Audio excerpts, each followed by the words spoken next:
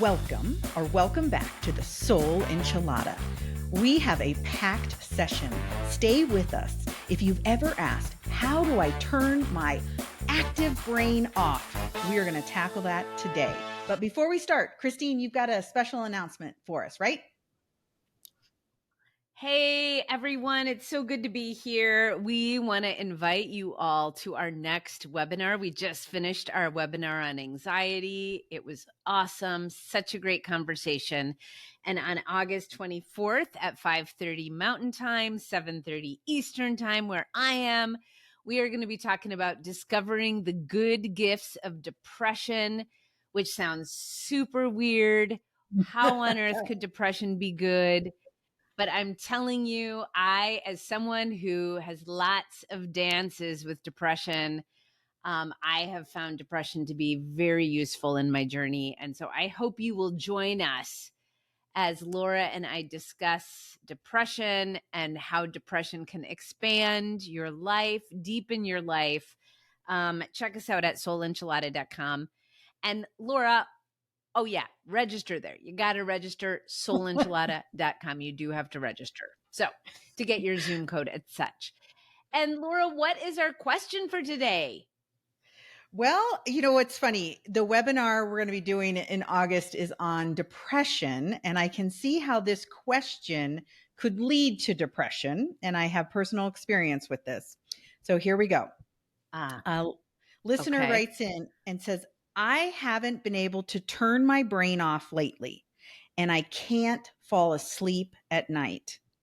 I'm sleep deprived and irritable at all times.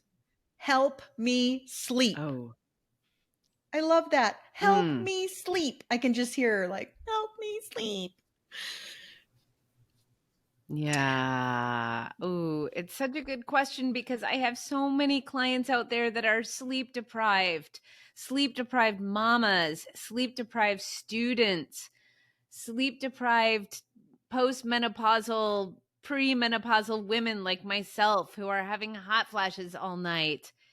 And I just know how that feels, right? Like, especially when you get in a rut of it, like there have been so many times in my life where I feel like I'm sleep deprived every single night and it just gets worse and worse and worse. And then I get anxious about being sleep deprived, which makes it even more worse, right? Like it's one thing to have insomnia and then it's a whole nother thing to be anxious about having insomnia, which just amplifies the insomnia. So, and the irritability, totally get it, girlfriend. I do too. And when I read this question, I just laughed. I'm like, this timing is incredible because I just came home from a week of taking care of my mom after she had surgery. And I told you on a previous podcast that I was going with a motivation of love and kindness and care and compassion. What I wasn't ready for is sleep deprivation. It didn't even dawn on me. If she's not sleeping, I'm not sleeping. And I'm up in the night giving meds and refueling, putting in all the ice in the ice machine and checking on her pain. And we can't control the pain. And that was so scary. And by the fourth night, when I hadn't been sleeping, I was so irritable. We actually got in a fight about the eggs in the morning. And I look back and I realize now, okay, she was trying to control the only thing she could control in the kitchen was the shape of the eggs that I was fixing for her in the pan. And I'm not kidding you. I was so irritable that I turned around, I held up the spatula, and I was like, Mom, if you don't stop telling me that these eggs need to be more circular, I'm going to hit you on the head with this spatula. And she just laughed. And I was like, and in my mind, I'm thinking, thank God I didn't pick up the pan. I could have picked up the pan, Teflon pan, and popped her over the head. But that's what sleep deprivation does to us. We don't think clearly, and we just get so irritable, and we snap at the people that we love the most, and we snap at the people who we're supposed to be taking care of. So I'm not proud about that. We have talked. I have apologized. We're in a good place now, but there's a lot of people out there when you've got little kids. I mean, it's one thing to take care of little kids in the night when you're 30. It's a whole nother story taking care of people when you're in your 50s. Yeah. 50s, when you're waking up with hot flashes. And then I've got my mom. Okay, we can move on. Christine, let's tackle this. Yeah, Let's tackle that's this. But super intense. And I do think we could have a whole podcast. I do think we could have a whole podcast on the right shape of an egg and like how an egg should be shaped in the frying pan. Like that's a deep question. And I think it's really interesting that your mom has these value judgments about round eggs because I oh, like mine elliptical or maybe like lima bean shaped. okay, write into us and tell us how But you anyway, the shape of your eggs. What okay. what makes you comfortable with your eggs? What shape do you most like? Oh my gosh. I'm going to be known for Anyway, like picking up spatulas and hitting people on the head. Okay, go. seriously, keep a spatula away from Laura Bussey when she's Ugh. sleep deprived. And what I love, and I just want to highlight about what you just said, is that what we have found is that sleep deprivation is the number one cause of depression. So I've read article after article about this. And as a therapist, when I have a client that is struggling with depression, a lack of motivation, a lack of focus, anxiety, any of those things, the very first question I ask about is sleep Mm. hygiene, right? Because I know that that is often, especially for college students, 20 somethings, it is the number one cause of anxiety and depression in terms of, especially young adults with their phones, being up all night doom scrolling, reading, looking at TikToks, getting addicted to YouTubes. And I totally get it. It happens to me too. We are Mm. having an international conversation about this, about the way that phones in particular are causing rampant amounts of sleep deprivation, which is causing rampant amounts of depression, anxiety, and lack of focus for students Mm. and for workers. So, I mean, they're all connected. They're all connected. And so when I meet with a client, the first question I ask is, how many hours of sleep are you getting every night? Mhm. Right? Because, of course, the ideal amounts of sleep, at least for adults, not necessarily for kids, but for adults, is 8 to 9 hours. Although some people have a genetic marker, apparently, and they only need 6 or 7, which is really unfair. Um, but 7 to 9 hours, right, is ideal.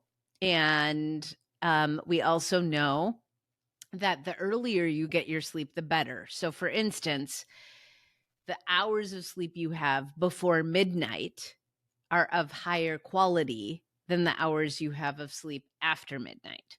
So, you do want to, for your own body, because of the way God made us or the way we evolved, however you want to think about it, our bodies are wired to want to go Mhm. to sleep with the sun and get up with the sunrise, right? That's their Mm. natural state. When we're in alignment with our body's natural rhythm and our natural hormones, we Mhm. want to go to sleep with the sun and get up with the sunrise. Wow. That is so fascinating because if you think about college campuses, young adults, you often hear them staying up way past midnight and then wanting to sleep Mhm. in the morning. But you're saying, so explain that to me. Why are the hours before midnight more valuable? Do you have any idea? Oh, that's where you're getting out of my, expertise, Laura. I'll see if I can find the article I read on that and we can post it. But Okay. there are reasons for, I believe, and Mhm. because I don't have all the science behind this, I believe a big part of it is that our body has natural sleep hormones, right? Like our Right, body right. has natural processes that get set into motion as the sun goes down. Mhm. And so our body, it is the way our body transitions into sleep, and I don't know why this article said that the sleep before midnight is more important than the sleep after midnight, meaning all sleep isn't created equal. If you say, "Oh, I get 8 hours of sleep. I sleep from," like some teens will say, "I sleep from 2 in the morning until 10." 10. Mhm. We know that that is harder on your body and not as quality sleep as going to bed at 10 and getting up at 6. Wow. That's fantastic to know. Yeah. Wow, that makes me think like that's going to be one of my questions when we get to heaven is like, God, why did we have to sleep 1/3 of our life? Like that is just so much. But I do love a Yeah. good night's sleep. I absolutely, it makes such a difference. Now I'm coming off of that sleep deprivation with my mom and her recovery time in the hospital and all of that. But I remember, I just got on the plane and I sat there. I fell asleep before we took off. Before we took off on the runway, I was already asleep because I was so tired. And it affects us so much. Okay, I want to dive into something. You said sleep hygiene. Can we take a deep dive into that? Because that's not, I don't hear a lot of people talking about sleep hygiene. Yeah. You know, we as a culture are really good at putting our children to bed. Like if I say to someone, "Hey, what's your child's bedtime routine?" Mhm. People have clarity about that. They'll say, "Oh, we brush teeth and we maybe have a bedtime snack and then we go get our favorite book and then we read it and then we have prayer time and then we turn off the lights and then we might cuddle a little bit and we might go to sleep." And I'm like, "Oh, that's so cute and wonderful." Because as a culture, we know that it's difficult to transition a child, an active child, into sleep. Um, and the thing that we don't acknowledge as much is that it's equally difficult to transition an adult to sleep, if not more difficult, meaning our nervous systems are stimulated and awake all day. And we Mhm. need a bedtime routine. So I always say to people, you have to learn to put yourself to sleep. And you have to do that in a bedtime routine, right? I love that. That is so So, cute and adorable and so practical. Okay, keep going. well, I mean, yeah, I'm sorry. I'm talking so much, Laura. I want you to be able to talk. I mean, what is your sleep routine right now? Your go to bed routine? Well, I'll be honest with you. When it's summer and it stays lighter longer, we eat dinner later, just naturally. We're eating dinner at like 7:30, 8 o'clock at night because it's still light out. And then I always Mhm. read. I go through this whole rhythm of, washing my face and brushing my teeth and putting on lotion. And I do that whole rigmarole. And then, to look, my anti-aging supplies. And then I read until I'm tired. And Dan and I pray if he's here. I try to pray every night. Connecting with God is a way I feel like I'm calm. I try to hand Mhm. over all the things that I didn't accomplish. When this listener says I can't turn my brain off, one of the things that keeps Mhm. my brain moving is I keep going over my list of things that I had for that day. And I often focus on what I didn't get done instead of what I did get done. So at that point, I just Yeah. hand over, okay, God, I didn't get a chance to do this and that and the talk to her and those people. And, usually it's a very long list, but I have this routine where I'll just open my hands and just say, okay, I'm giving this to you and tomorrow we'll pick it back up. But right now you get it and pray and give thanks. Yeah. And we keep our bedroom really cold. That's another thing. We have a fan on or we have windows open or we keep it very cold. I'm a big fan of having like cozy down comforters and cozy pillows and making our bed just so inviting, that you want to snuggle in and you want to stay. And my husband's not always home because he travels for work, and so it makes those nights are even harder for me to settle in. And so I'm glad I have a routine. I just follow that routine whether he's here or not. What do you do, Christine? Yeah. Well, what I do and what I should do are two different things. so, um, so yeah, I mean, when we had young kids, I was really good at my children's go to bed routine and mine. Mm-hmm. So we would, like, for instance, at 7:30, start putting the kids down to bed. We had their little routine of getting the snack, reading the books, tucking them in, kissing them goodnight. And then at 8:30, my husband and I had this thing where we needed downtime. So we would, from about 8:30 to 9, it was like our time to go on our phones, check our emails, whatever.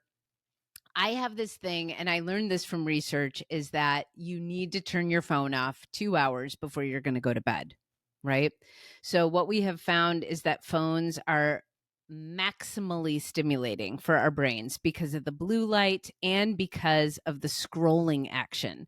So, when we scroll, for instance, Facebook or Twitter or news or any sort of information, that amount of stimulus totally turns on our brain for about 4 hours. The residual effect is about 4 hours.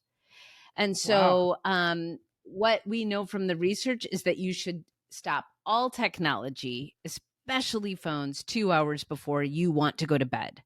So I try to, have a no technology after 8:30 rule. Now, television is actually better at soothing your nervous system than telephones are, and than phones, Mm-hmm. because if you watch a show like Ted Lasso, it's lighthearted, it's lovely. I'm just putting Mm-hmm. Ted Lasso out there because I love it. It's soothing, right? It's soothing. It's telling a story, and we found that television does not light up our brain because it's story based in the same way that scrolling on our phone lights up our brain, right? It doesn't get as stimulated. So if you're going to pick between TV and phone, pick television. But Okay. ideally, we don't do any technology, and we do things like, this is what I love to do: is read a book, which is really soothing for our brain. Journaling. I love to journal before bed, and I do something similar to what you suggested, Laura. I write down what parts came up for me during the day, and then I dump them. So, like, I have an angry part that came up. I'm angry about this, this, and this. I have a sad part that came up. I was sad about this, this, and this. I have a worried part that came up, and I was worried about this, this, and this. I journal like this. So I journal according to my parts, and then I release them. For me, I imagine myself releasing my parts to God's care. Mm-hmm. Sometimes I imagine myself putting my parts in, maybe we've talked about this before, in jars, Mm-hmm. and putting those jars up on a shelf, which is to Mm-hmm. say, I'm putting my parts up for safekeeping. I will come back to you. I'm not ignoring you. I'm not trying to get rid of you, but I'm going to put you in this jar mentally. I'm going to put you up on the shelf, and I'll come back to you. I don't know why I think of jars. I just, in my head, I have this thing of like these big pottery jars of all of my parts, which is probably really Jeffrey Dahmer or like mass killer kind of No, thing. you That grew sounds up in the awful. Midwest and everybody was canning and putting them in jars, and you're just like your grandma. Okay. Yes. Okay. There you go. That's lovely. Yes, I put Okay, my I have parts a in jars, question. and that's what I do journaling. Yeah. I have a question. So I hear more and more people are taking sleep aids. So like Tylenol PM or Ambien or gummies, THC gummies. I don't actually know what's in gummies, but this is really fascinating, Christine. Mhm. When I was in the hospital checking my mom Mhm. in, the anesthesiologist came in who's had, probably 20 years of experience. He was the not resident, but chief of anesthesiology. And he asked my mother, my 76-year-old mother, what was her marijuana usage? And I looked at him and I'm like, what? Wow. I can't believe you just asked her that. Like, why? She's going to get Hmm. her knee replaced. Why are we talking about marijuana? And he said, no, seriously, do you take gummies before you go to bed at night? And she said, no, have not tried that yet. Are you recommending it? And he said, no, no, no, no, no.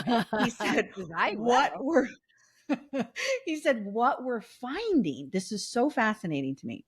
He said, what we're finding is that people who use sleep aids, including marijuana, Mhm. are completely Mhm. jacking up our anesthesiology world, completely changing it.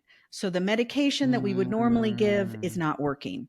And the dosages that we're giving need to be skewed. And so I have to ask those questions now. And I thought that was so fascinating that the sleep aids, I read somewhere that we've never, as an American population, used more sleep aids, maybe because they weren't around or they weren't as available. But we are, right? Christine, are you seeing that in your practice? Are people Yeah, coming to you totally. and saying, you are? Okay. Okay. So no Totally. I shame, mean, no tons shame. of my college students. Yeah.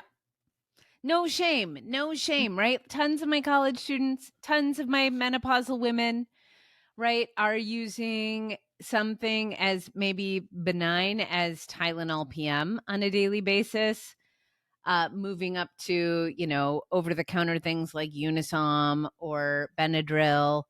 And then others are using, I have lots and lots of students and young adults who are using weed, you know, gummies, smoking a joint. A lot of them say that that's their only way of being able to fall asleep is to take,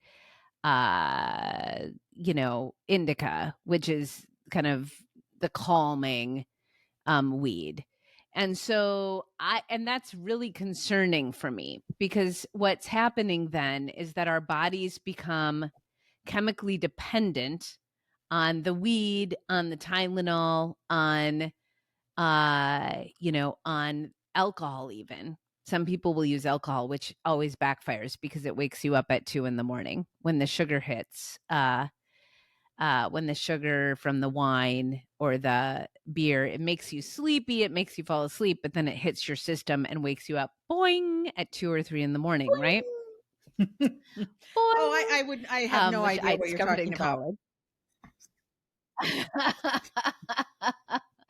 So yeah, I mean, and our body becomes chemically dependent on those things and stops producing uh, the chemicals, the natural serotonin, the natural, sleep hormones that allow our body to slow down and fall asleep. And so then our Mm, body becomes dependent on the substance to fall asleep.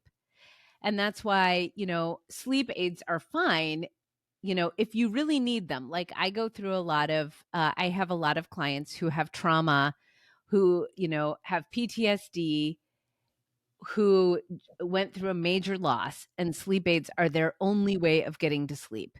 And so I get it. And it's totally appropriate to use sleep aids for a time if you're having flashbacks, if you're going through a season of trauma. And in the long term, I really want to encourage people to find a toolbox, a sleep toolbox, a sleep routine in which they intentionally put themselves to sleep, just like you would a baby, mm, by just being gentle to yourself and making your sleep routine the most pleasurable part of your day, mhm, right? mm. Yeah, just like what you said, having a routine, having a rhythm, a repetitive rhythm, getting in bed earlier, turning off your phones. I just learned recently that stretching, there are meditations you can listen to. There are actually getting down on the floor and stretching your body can help before we go to bed. And then releasing that tension, like tensing and then releasing your body from head to toe can help. What are some other things? We're running out of time. Oh my goodness. We only We're have 2 running out more of time. minutes. Yeah, any of those things are great. Breathing, Breathing. Yes. bedtime stories, the adult bedtime stories on the Calm app or Headspace or on YouTube are amazing. That's the one time you can use YouTube if you're listening to a bedtime story, right? Oh. Breathing exercises, guided meditations, praying, stretching that you mentioned is fantastic. I love to get a cup of tea. I make chamomile tea, which is what my mommy made me when my stomach was upset. I still, to this day, love my tea ritual to help put Hmm. my body to sleep. And then when you don't sleep, rather than getting in a power struggle with it, if you wake up in the middle of the night and you can't sleep, just say, well, this is interesting. Who is it that I can pray for? What is it that Hmm. I need to write down?